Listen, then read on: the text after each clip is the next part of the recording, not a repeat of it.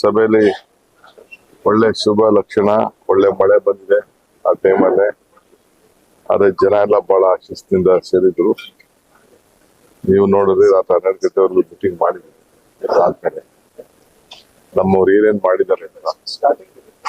So 100ಕ್ಕೆ 95-98% ಜನ 60,000 ಹೆಣ್ಮಕ್ಳು guarantee ತೆಗೆದುಕೊಳ್ತಾ ಇದ್ದಾರೆ.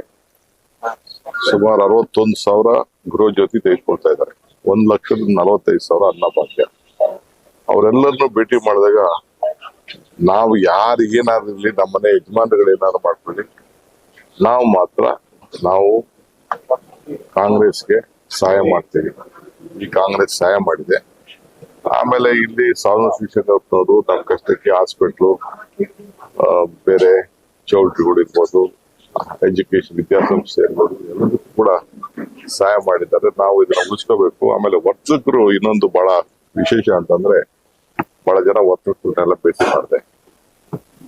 ವರ್ತಕರನ್ನೆಲ್ಲ ಭೇಟಿ ಮಾಡಿ ಅವರು ಇವರ ನಾಯಕತ್ವದಲ್ಲಿ ಇಲ್ಲಿ ಶಾಂತಿ ಯಾವಾಗಲೂ ಕೂಡ ಇದೆ. ನಮ್ಮ ವ್ಯವಹಾರ, ನಮ್ಮ ಬದುಕಿಗೆಲ್ಲ ಯಾವ್ದು ತೊಂದರೆ ಕೊಡೋದಿಲ್ಲ, ಯಾವ್ದು ಎಕ್ಸ್ಪ್ಲಾಟೇಷನ್ ಇಲ್ಲ, ಏನಿಲ್ಲ. ಸೊ ನೆಮ್ಮದಿಯಾಗಿದೆ ಅಂತ. ಆಮೇಲೆ ನನಗೆ ಅಂತೂ ಬಹಳ ಸಂತೋಷ ಆಯ್ತು. ಎಲ್ಲಾ ಕಡೆ ತಿರುಗಿ ನಾನು ಸುಮ್ಮನೆ ಎಲ್ಲೋ ಬರ್ತಿದ್ದೆ, ಹೋಗ್ತಿದ್ದೆ ಅಷ್ಟೇ. ನಾನು ಗಲಗಲಿ ನೋಡಿದಾಗ, ಕೆಲವು ಮನೆಗಳು ನೋಡಿದಾಗ ಬೆಂಗಳೂರಿಗಿಂತ ಚೆನ್ನಾಗಿ ಅಭಿವೃದ್ಧಿ ಮಾಡಿದೆ. ನನಗೆ ಒಬ್ಬ ಬೆಂಗಳೂರು ಮಂತ್ರಿಯಾಗಿ ನನಗೆ ಬಹಳ ಖುಷಿ ಆಯ್ತು.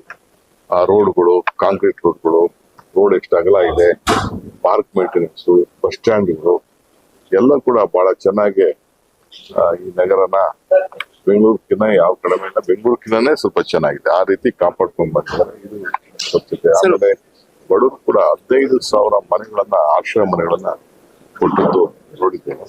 ಬೇಕಾದಷ್ಟು. ಆಮೇಲೆ ಎಲ್ಲಾ ಸಮುದಾಯಗಳು ಕೂಡ, ಎಷ್ಟು ಸಮುದಾಯ ಇದೆ, ಎಲ್ಲಾ ಸಮುದಾಯಗಳು ಕೂಡ ಪ್ರತ್ಯೇಕವಾಗಿ ಜಾಗಗಳನ್ನ ಕೊಟ್ಟಿದ್ದಾರೆ. ಇದು ಬಹಳ ವಿಶೇಷ.